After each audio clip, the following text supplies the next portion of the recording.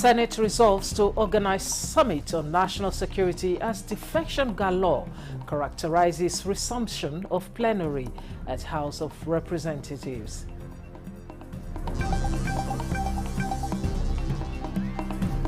National Drug Law Enforcement Agency and governors' wives adopt strategy to counter drug abuse.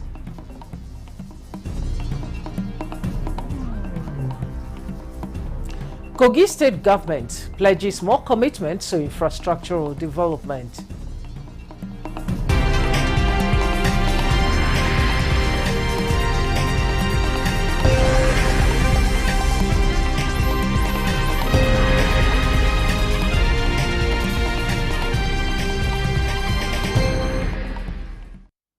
Hello and welcome to the News Desk at 6 on NTA News 24.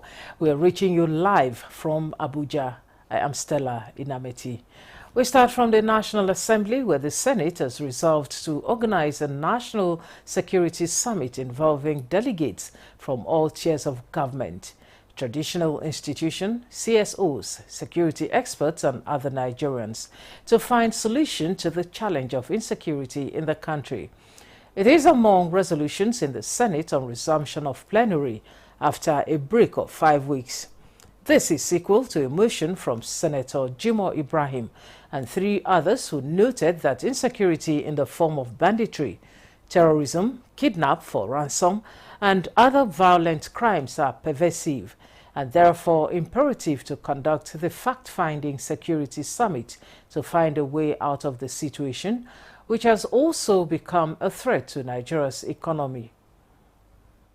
Bola Ahmed Tinubu is serious about the peace of Nigeria. As such, there is need for some fact-finding intelligence support for Mr. President's efforts, even of the fact that most military strategies and languages such as Alpha, Bravo, Charlie, are no longer exclusive to the military. This is worrisome. By the time we have that security summit, you realize that the reason why these things have leaked to militants is because we also have a problem.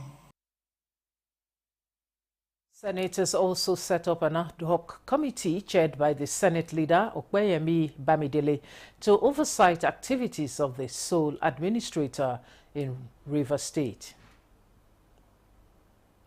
And from the House of Representatives, President Bola Tinubu has transmitted the Federal Capital Territory's 2025 budget proposal of 1.78 trillion naira to the House of Representatives for consideration. Speaker of the House, Tajuddin Abbas, read the President's request on the floor as lawmakers reconvened for plenary after a 5-week Salah and Easter recess. The 2025 FCT budget proposal prioritizes investment in healthcare services, job creation, youth empowerment, social welfare services, education, infrastructure, as well as increasing productivity in agriculture. Concern over a resurgence of terrorist attacks in the northeast and other parts of the country, while calling for decisive military onslaught against terrorist activities. So many constituents. We lost so many constituents because Boko Haram is using armed drones. Let it be on record. They are using armed drones, weaponized drones, which the Nigerian army is not using. This is unacceptable. Mr. Speaker, we must stand up and find a way of bringing this issue of insecurity to order. We don't have enough personnel in these communities. If you go to Kalabalge, we have a handful of them. It is the civilian JTF and the hunters and the rest that are complementing the airport. Same thing in Gamborungala, same thing in Bama. To investigate the cause of fire incident at Giwa Barracks, Hamod, and report back to the House for immediate action to prevent the future occurrence. Conduct a thorough review of security measures in military installations to prevent similar incidents.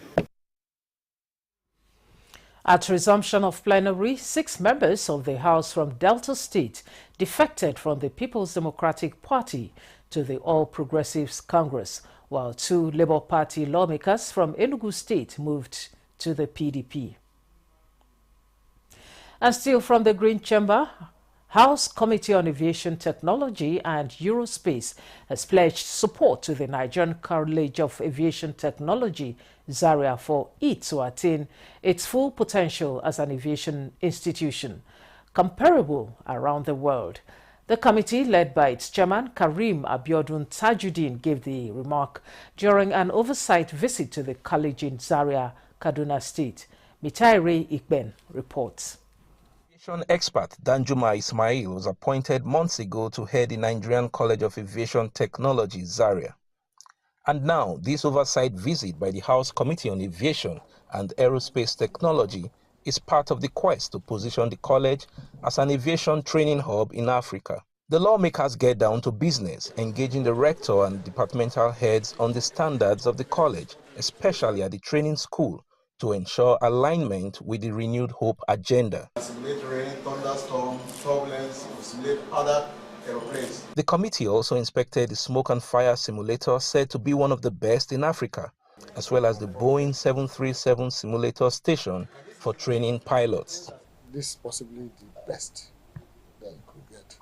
With that, nobody will want that kind of an edifice to go down. By the time we get back, we will turn in our report and see what we can do to actually move this place forward. Right from whether a cleaner or a driver or a vehicle inside an airport needs to have a license and other things, so not talk of pilot. So every aspect of aviation is being given license before it operates. So we are now providing the trainings, both the ab initio, that's the initial, and also the continued professional development. Since establishment in 1964, the Nigerian College of Aviation Technology, Zaria, thrives as a leading institution in regional aviation education. With state-of-the-art facilities and rigorous training programs, it equips pilots for the industry. Mitaire Ikben, NTA News. And from the Temple of Justice, the Federal High Court has ordered the Prosecution Counsel in the alleged terrorism acts against Nnamdi Kanu to serve the defendant all documents and materials needed for trial in the interest of justice. The presiding judge, Justice James Omotosho, gave the order when it attempts to tender a letter and video in evidence by the prosecution was objected to by the defense counsel. Judiciary correspondent Austin Ayibe reports. Proceeding commenced with the conclusion of the cross-examination of the first prosecution witness by the defense counsel, Kanu Agabi, Senior Advocate of Nigeria. Agabi's son sought to know from the first prosecution witness whether he was aware that 8 out of the 15 counts charged bordering on incitement of members of the public against the officers of the Nigerian police, government infrastructure, and breaking away of some states in the east, south, and north-central from Nigeria, preferred against the defendant, have been struck out by the court. The witness said he was not aware of such development. After the discharge of the first witness, the prosecution proceeded to call the second witness. Led in evidence, the witness, who is a personnel of the DSS, told the court that he took the statements of the defendant in 2021, following a letter they received from the Attorney General of the Federation requesting the service to investigate him on an alleged act of terrorism. He said the interview was conducted in the presence of his counsel and some directors of the DSS. The witness said the defendant in the interview admitted to be the leader of IPOP and ESN, as well as the founder of Radio Biafra, which was not registered by the Nigerian government. The prosecution counsel, Adegboyega Awomolo, Senior Advocate of Nigeria, proceeded to tender the letter from the Attorney General of the Federation and the audiovisual recording of the said interview, but were objected to by the lead counsel, Kanu Agabi, Senior Advocate of Nigeria. The defense counsel said the materials sought to be tendered were not on the list of documents pleaded, more so that they were not served. Justice James Omotosho upheld the objection of the defense counsel and directed the prosecution to serve the defendant all the documents and materials that are to be used as evidence in the case in the interest of justice. The documents they wanted to rely on were not served on the defense. And indeed, the court doesn't even have copy. So the court agreed to their suggested adjournment for tomorrow. The case continues Wednesday, 7th May 2025 for continuation of examination in chief of the second prosecution witness. Meanwhile, the court barred one of the relatives of the defendant from attending 3 consecutive sittings for streaming live the court proceedings. In Abuja, Austin Anyebe, NT News. The Minister of Information and National Orientation, Mohammed Idris, has commenced a comprehensive appraisal of the performance bonds he signed with heads of agencies and parastatals under his watch to fast-track delivery. During one of such engagements, the government's spokesman assured that the 8-point agenda of the federal government is impactful. Salihu Gwanara reports. Since inception, the administration of President Bola Tinubu has developed a structured agenda to achieve a renewed hope initiative by all ministries, departments, and agencies with a tracking system to ensure compliance. This tracking system is being managed by the Central Result Coordinating Unit. As the administration approaches mid-term, heads of agencies under the Ministry of Information and National Orientation, as key drivers of the policies, are here to rub minds with their supervisor on the journey so far. The President has 8 key priority areas that is guiding his vision for Nigeria in the first term of his administration. Now, we as Federal Ministry of Information and National Orientation, our job and our strategy is to design a way to enhance transparency, promote good government policies, counter misinformation, and foster national orientation in alignment with the administration's priorities. In other words, what is it that the ministry is doing to ensure that we not only enlighten Nigerians about these key elements of the President's vision, but also where there are challenges as transparently and as honestly as possible. Of course, this is what we have set out to do from the beginning, and we will continue to do that.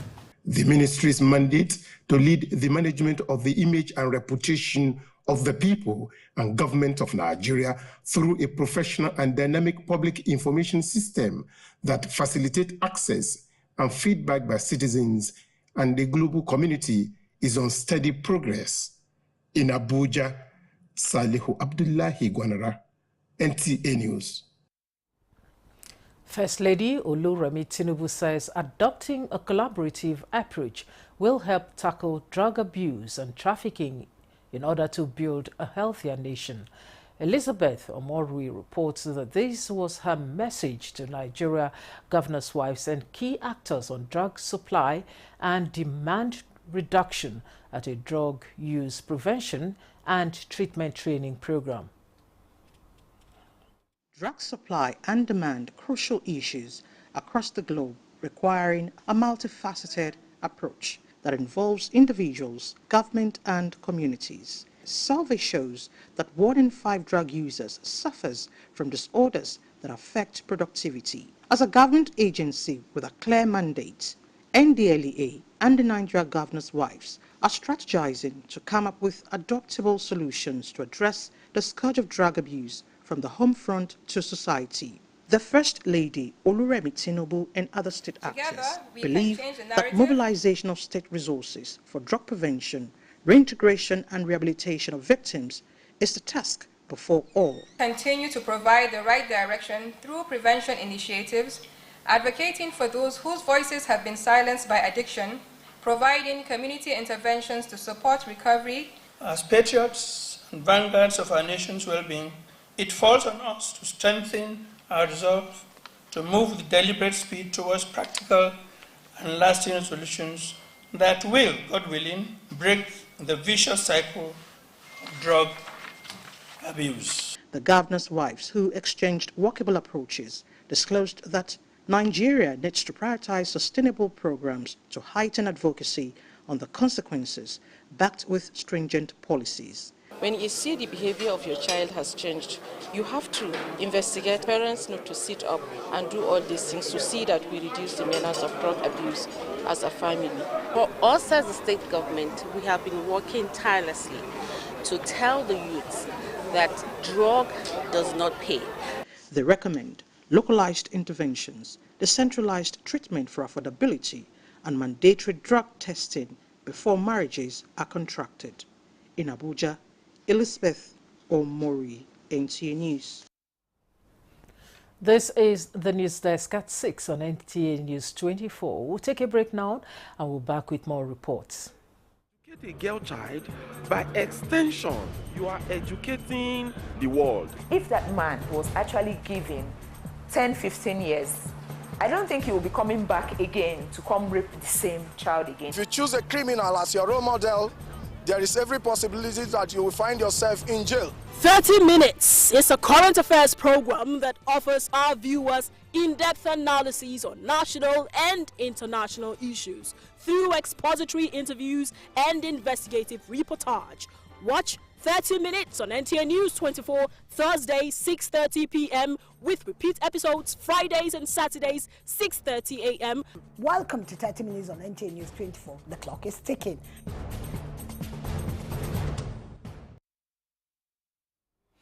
Welcome back.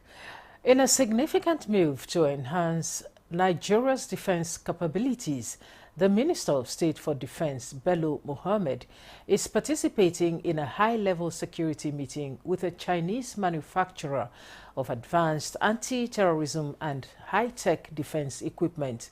The engagement will formalize a memorandum of understanding between the Chinese firm and the Defense Industries Corporation of Nigeria. This partnership is expected to enhance investments in Nigeria's defense infrastructure, with a comprehensive partnership that includes technology transfer and establishment of local manufacturing capabilities for advanced military equipment.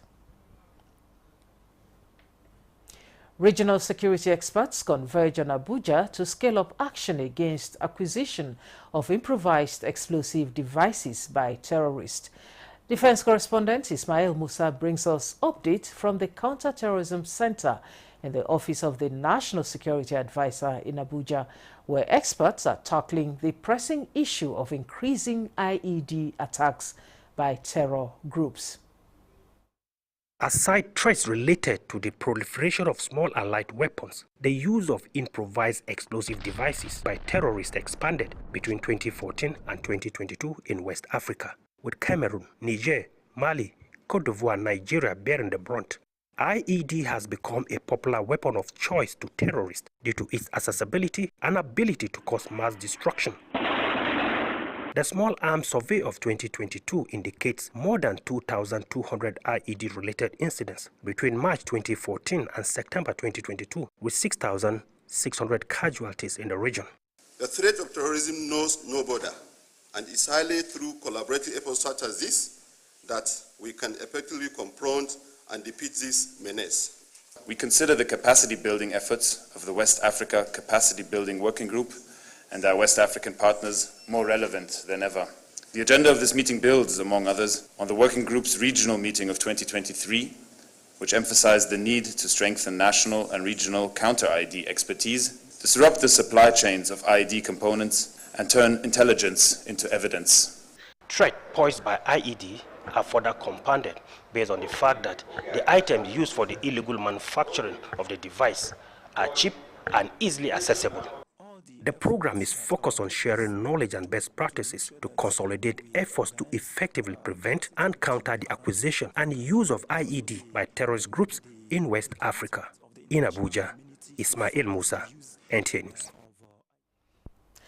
An autobiography titled Being True to Myself by a member of the PDP Board of Trustees and former governor of Jigawa State, Sule Lamido, is expected to unbundle the real story of Nigeria's political trajectory from the tail end of the Second Republic through the military era to the birth and unfolding of the Fourth Republic. Senator Mustafa Kabib, on behalf of Sule Lamido, said that the autobiography provides a rare insider account of the dramatic twists, betrayals, and power struggles that have shaped Nigeria's democratic journey. Will surely resonate not only with students of history and politics, but with every Nigerian who still believes in the politics of principles and the promise of a better Nigeria.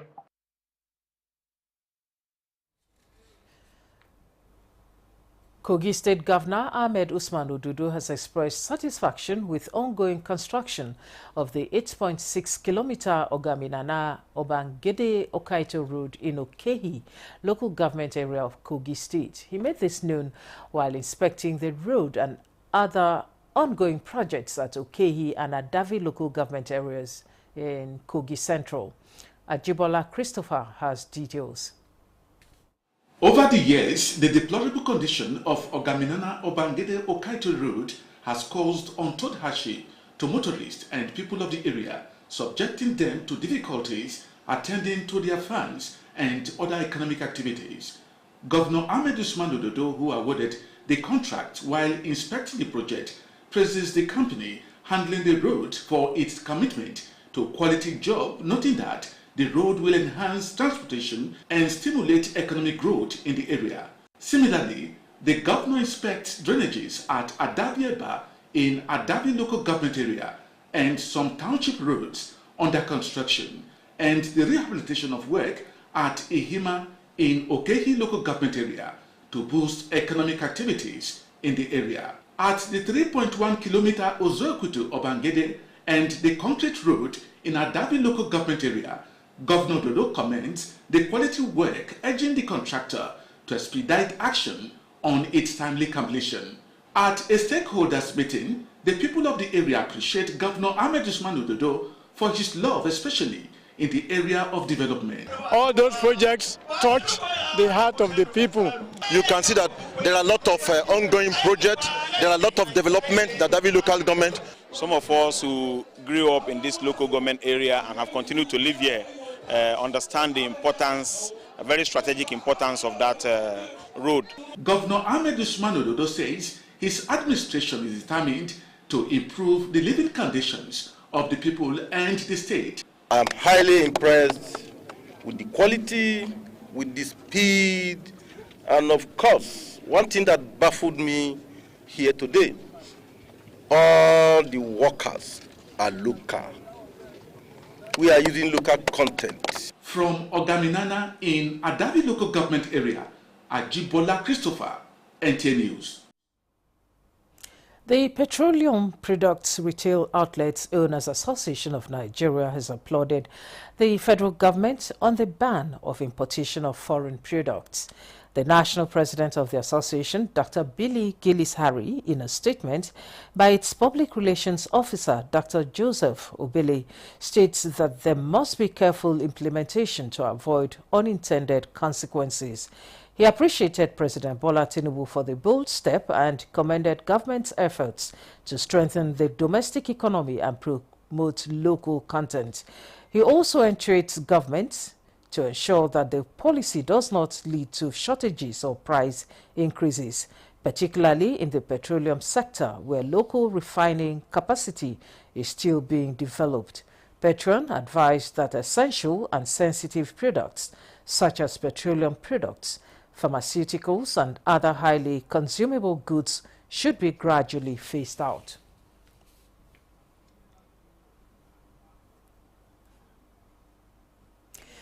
This is the News Desk at 6 on NTA News 24. Here is a recap of our major stories. Senate resolves to organize summit on national security as defection galore characterizes resumption of plenary at House of Representatives. National Drug Law Enforcement Agency and governors' wives adopt strategy to counter drug abuse.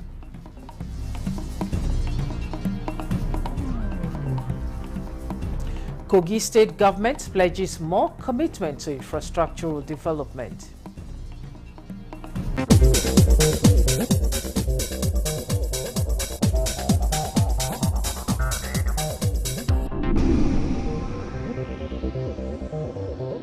This is NTA News 24. That's the news desk at 6 on NTA News 24. Thanks for watching. I am Stella Inamiti.